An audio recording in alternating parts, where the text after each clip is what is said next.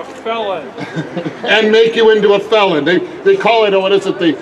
I can indict a ham sandwich, some of them say. I can make anyone a felon. This is not what this country was built on. This is not what this state was built on. This state and this country was built on the presumption that we are free men and women, and that we come together to form governments to protect our fundamental rights and do the few things that are bigger than any one person can do. But those things are the few things. The main reason that we exist, the main reason that I'm here as your representative, the main reason that that building exists, and importantly, that building exists, that's where the state Supreme Court is. The reason that these buildings exist is to protect your inalienable rights. And never forget that. We are not here to tell you how to live. We are here to serve you and preserve your right to live where you want to live, to work how you want to work, to worship God as you wish to worship Him, or not worship God. We are here to protect your lifestyle and your freedoms to live as you please. And once we start telling you how to live, we are doing something wrong. Don't ever forget that. This assembly is important because to remind yourselves and remind everyone that government exists to serve the people, not command the people how to live and how to act. So please, whether it's good weather or bad, whether it's light out or dark, you are the sentinels of freedom and liberty in this state and this country. Don't give up what you're doing. Don't give up your property. Don't give up the choices that you make to live how you want to live, because that's the reason we're here in Olympia. So thank you, God bless you, and keep doing what you're doing.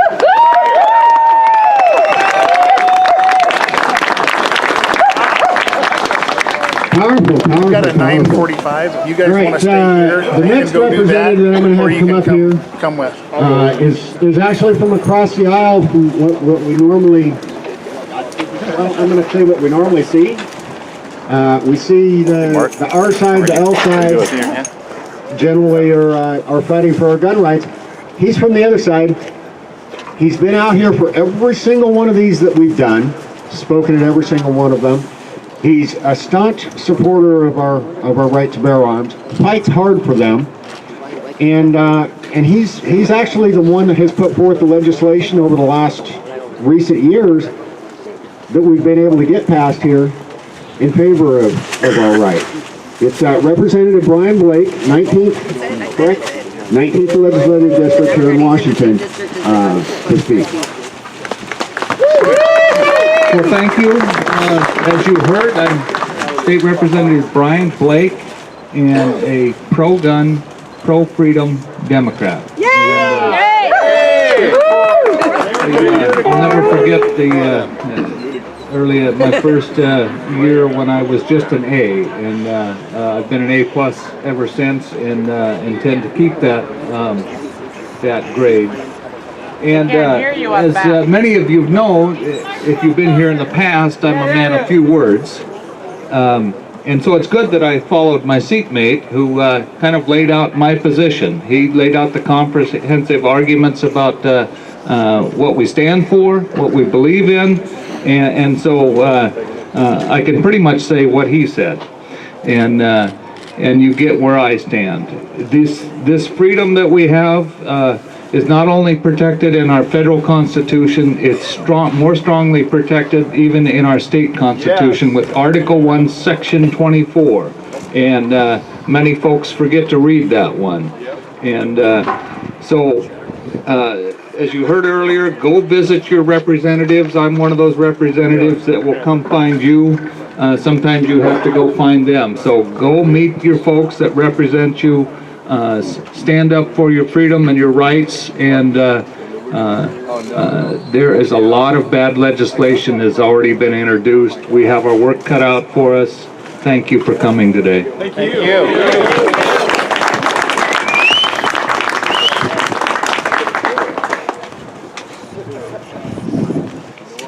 All right, the next speaker that we're going to have come up here, another one of our representatives, also has been to every single one of these that we've had. Man, what is there to say about him? He fights not just here, he's gone to Idaho, he's gone to Oregon, to fight in both of those places. He fights all over the place for our rights. He's representative in the 4th Legislative District, Representative Matthew Shea. Come on. All right, Representative Matthew Shea. He's going to be our keynote speaker today. All right, Representative Shea. Thank you. How's everybody doing? The Supreme Court can't hear you. How's everybody doing? Gun control is freedom control. And I want to talk today about something that gets shied away from a little bit. But I want to start with this. The right to bear arms, the right to protect yourself against a tyrannical government, pre-existed government. Yes. It's not given to us by government. It's protected by our Constitution, no doubt, but it's not given to us by government. I believe it's given to us by God. And it can never be taken away. Never be taken away except in 2 circumstances. Death, or if we give it away. And I am not going to give it away. Are you going to give it away? Are you going to give it away? Are you going to give it away? And that's what they need to hear. That no matter how dark the day, that no matter how rainy the night, that no matter how many schemes they come up with, that no matter how they try to come after our jobs and our homes and our elected representatives, that we will not back down 1 single inch. Not one. Now, I want to say too, a lot of people have their heads hanging low this year, I don't know, all these things, magazine bans and all this garbage coming out. I want you to be encouraged. It is in times of great trial that great courage can be shown, that great victories can be won, that great heroes can be made. And because you're standing here today, you are those people. And you need to embrace that fact that if we can stand up to this tyranny in Washington State, we are going to embolden not just the rest of this country, we are going to embolden the rest of the world to stand up against this tyranny to try and take away our right to bear arms. Amen? Yeah. Now, how many of you are going to go visit your representatives today? Raise your hand. All of them. All of them. That's exactly right. There's been this push by some to say this is divisive.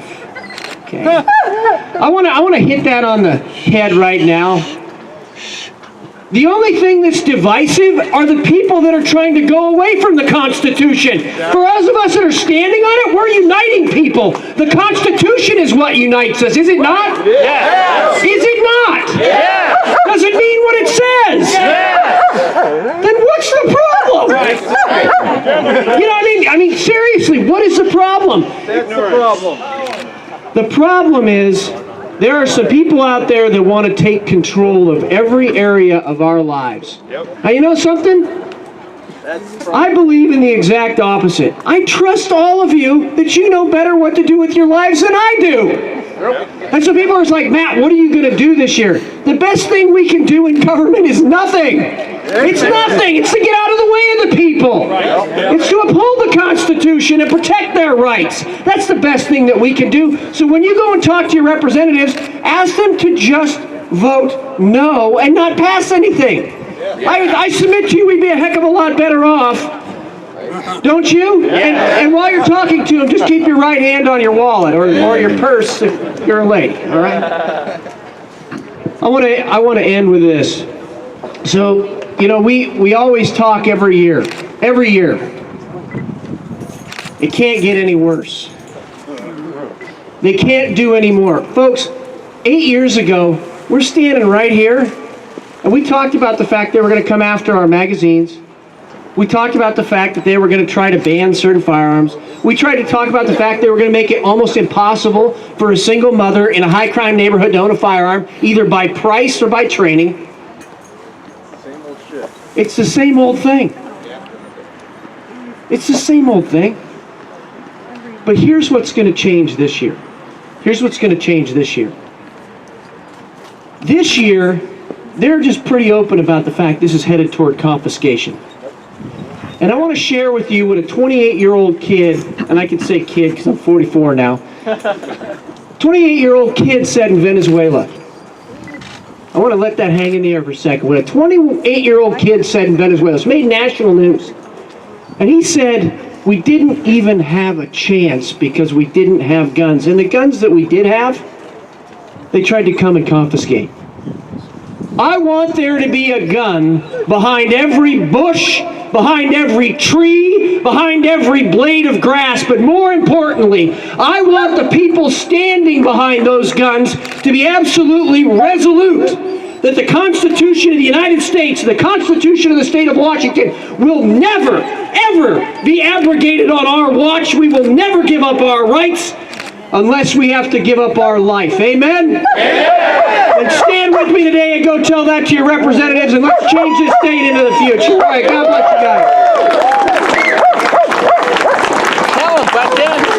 Tell him. Come on. All right, our next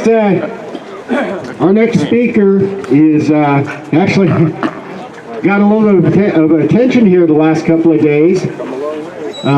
He's turning it right back on him. I'll actually let him explain what he's done. I thought it was a bit humorous, and it's the way that they need to be treated. It is going to be Senator Fortunato from the 31st Legislative District. Senator Fortunato. Thank you. You know, you heard a lot of people talking about some of the things, protecting our rights and stuff like that. So when you run for office, I knock on somebody's door, and the guy says to me, "What are you going to do for me?" And my response was, that's not the right question. The right question is, what am I going to keep them from doing to you? That's the right question. And you know, Matt said it, when no one is safe for 100 more days. We are in a 105-day session, and nobody is safe until we're out of session. So, you know, he alluded to my bill 5172, and 5172 is pretty simple. It actually started, and it dawned on me last year with the bump stock ban, because the bump stock ban was originally a trigger modification device ban that banned firearms that used recoil to cycle. Now, when I pointed out that this banned every semi-automatic firearm, the response I got back was, what does recoil have to do with semi-automatic firearms? Now, does anybody here not know what that has to do with? So anyway, so I drafted, you know, we got 1639, requires 17 different things, wants to make us all felons, right? So let me ask you this. If you are a criminal intended on doing bad things, do you care about a ban on 10-round magazines? No. Do you care that you didn't get a permit to do this or that? Or do you care whether you stored your gun safely? Now, I want to reiterate that the gun safety or the gun storage portion of this requirement will only take effect if something happens. Because no one is going to know that you didn't store your gun according to whatever law they want to pass. So, I was in downtown Seattle. I'm the only pro-gun guy on an anti-gun panel. The first half hour of this presentation was, what's her name, Jemiah Tall, the communist from Seattle. So her first half hour talked about banning AR-15s, banning AR-47s, banning 30-round magazines, and impeaching Trump. That was the entire first half hour. So then it comes, the second half hour is to introduce the panel. So they introduced the panel. I'm the little girl that did the walkout out of school. Oh, you're so brave, you're so wonderful. I don't, 16-year-old kids are eating Tide Pods, and you expect me to listen to this kid? So then it goes to the person from the King County Department of Health. We have a program that you unload and lock up your gun. And I made the statement, just an offhanded statement, that that's anti-woman. And, you know, afterwards, I had 8 or 10 women come up to me and say, what do you mean it's anti-woman? I said, well, I'm not likely to get attacked going to my car. I'm not likely to get attacked when I go into my apartment in downtown Seattle. I go, you're all professional women? Yeah. You live at home alone? Yeah. So tonight, when you go home, you unlock the door to your apartment, and as you go into your apartment, a bad guy, intent on doing bad things, tries to accost you and grab you. You get away, you run into your bedroom, you unlock your safe, you load your gun, and you defend yourself. And they all stopped and stared at me like this had never occurred to them. So, I don't know whether you saw recently, the lieutenant governor was afraid to attend the State of the State address. Now, I already knew the State of the State. We're all right. We're totally screwed. So anyway, he was afraid to go to the State of the State address because there wasn't a little sign on the House gallery that said you can't carry a concealed carry. You can't conceal carry in the gallery. Now, he made the rule that you can't carry concealed in the Senate gallery. So we have a sign. Now, is a bad guy intent on doing bad things going to be stopped by a couple of words on paper? So he feels more secure because there's words on paper protecting him. So I said, today I'm going to say to you, I am afraid. Okay? If I could ask your assistance. I am afraid.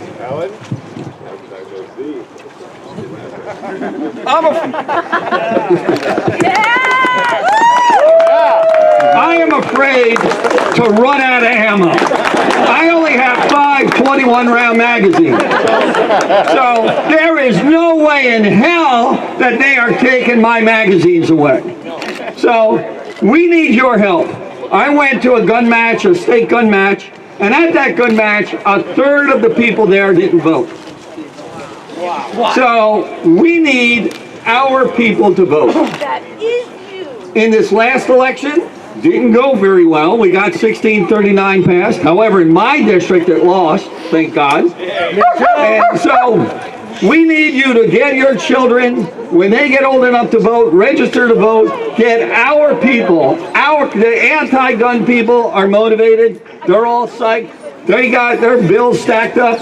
We need to make sure that we get our people out to vote, and we send the message that there's no way in hell they're taking our gun rights away. So with that, God bless America, and God bless Donald Trump.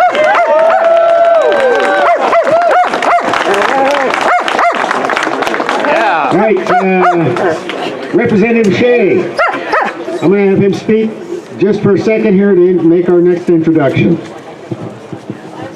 Remember I was talking about Venezuela? I want you to give a huge round of applause to Luis Verbesi from Venezuela, who wants to talk about a movie he's seen before, all right? Let's give him a round of applause. Luis, come on up here.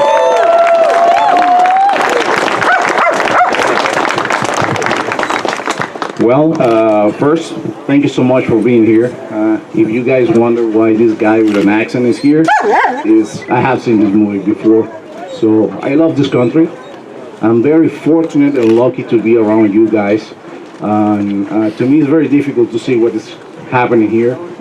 So in the last session, have to overcome my fear of talking to people just because I can't see this country going the same path from where I'm coming from, right?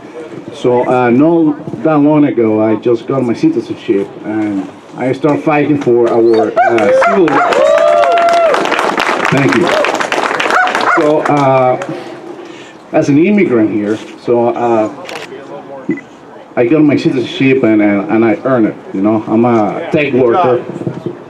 So and unfortunately, as soon as I came here to Washington, I got a very nice job offer, and it feels absolutely right to be here in the state. You know, before that, I never spent 2 years in the same city, and I've been here almost 9 years. So I'm very fortunate to be among Washingtonians. All of you guys have been very respectful, very kind people. Things are perfect here until all this agenda against gun control, all this gun control agenda start taking place here.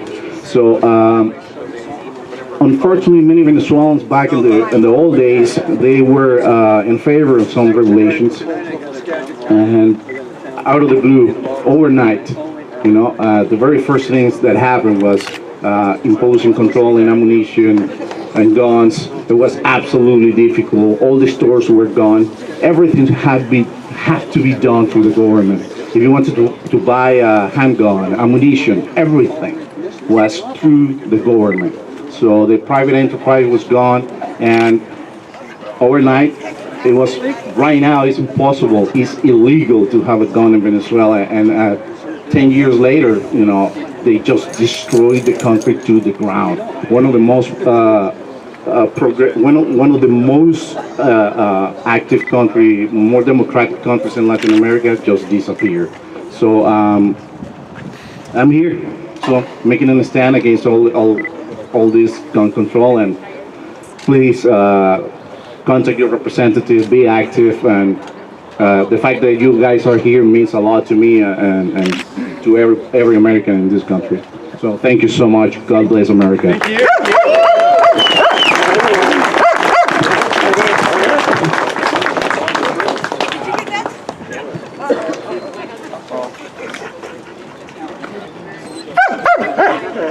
All right, I'm going to go ahead and, while they're doing that, I'm going to go ahead and move forward here.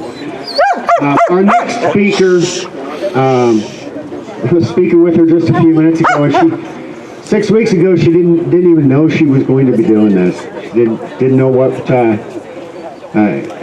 it's like myself, I've 10 years ago, if you'd have told me I'd be doing what I'm doing now, I'd have said, you're just absolutely crazy. There is not a chance. That's just not me. I have no interest in it. Problem is, look where we're at. If we don't stand up, work, and fight, we're not going to stop it.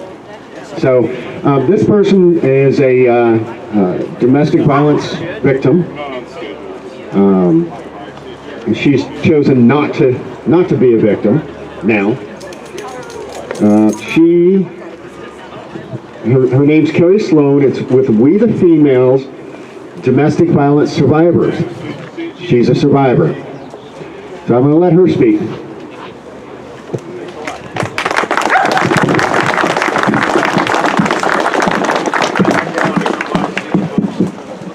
I'm a little newer to this, so I actually had to write a speech to read to you guys instead of standing up here talking.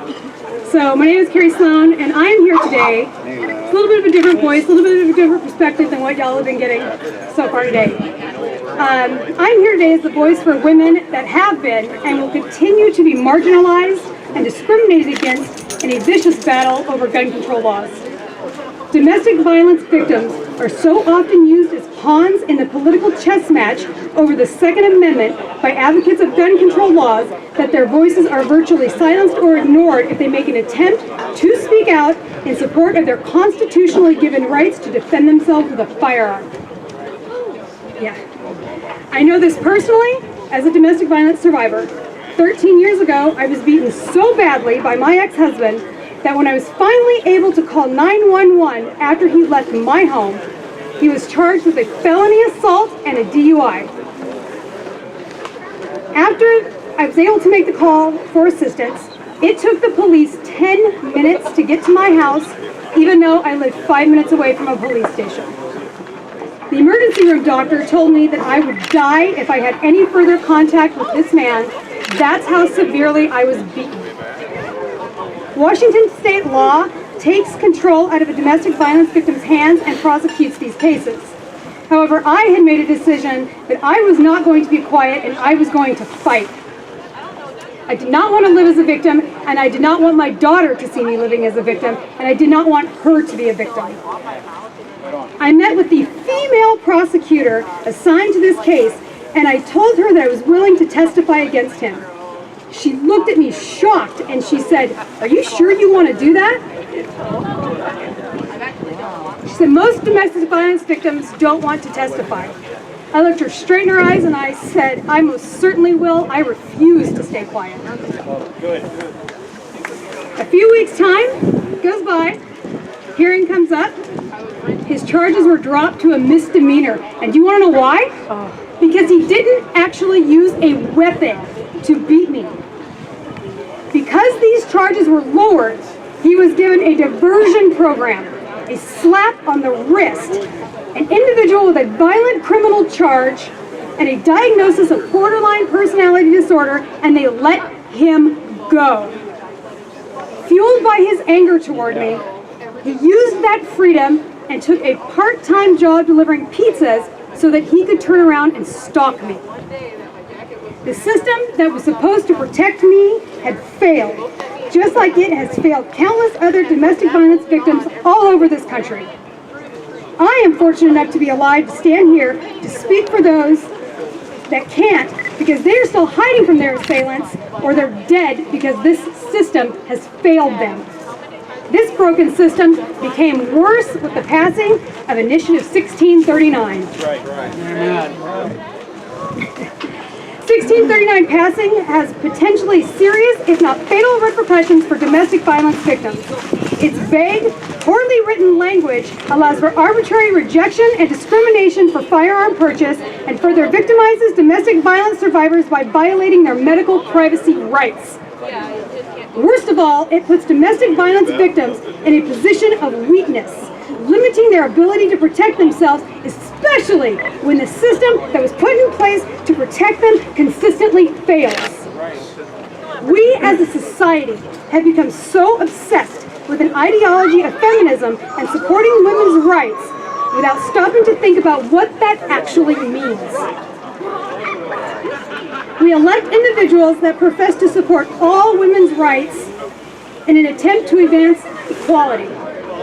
Unfortunately, these elected officials have a very narrow view of what they perceive is in the best interest of this advancement. If our society, and as an extension, our elected officials, were truly compassionate about women's rights, they would not attempt to legislate a domestic violence victim's rights to choose how she defends herself. Moreover, if they would be willing to accept the notion of this limited perception, they would understand that there's a desperate need to address the laws and the legal system that consistently fail domestic violence victims, rather than limit or prohibit our constitutionally given right these women have to defend themselves. A domestic violence victim should never have to hide. A domestic violence victim should never have to feel lucky because she survived. A woman should be able to feel strong and secure, and she should never feel powerless, and she should never have to fight for the right to defend herself. Gun control advocates and legislators have no right proclaiming that they support women's rights when they do not support how a woman chooses to defend herself.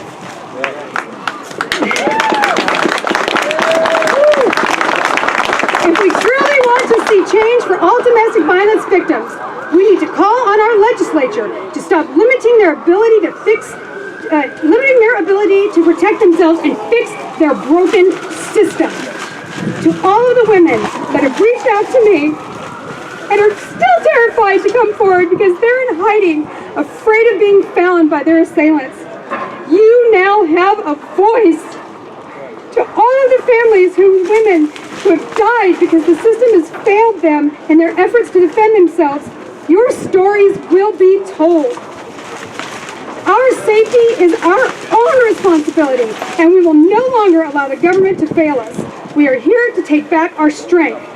We stand together, and we refuse to be victims of a failed system and unconstitutional laws any longer.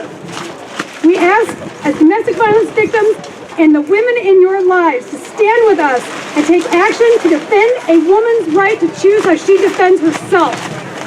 If you do not do it, the next woman that ends up dead could be your mother, it could be your wife, it could be your daughter, it could be your granddaughter. We have the ability to change this, and it's time that we take action. Because if we don't, we're going to lose the ability to defend ourselves altogether.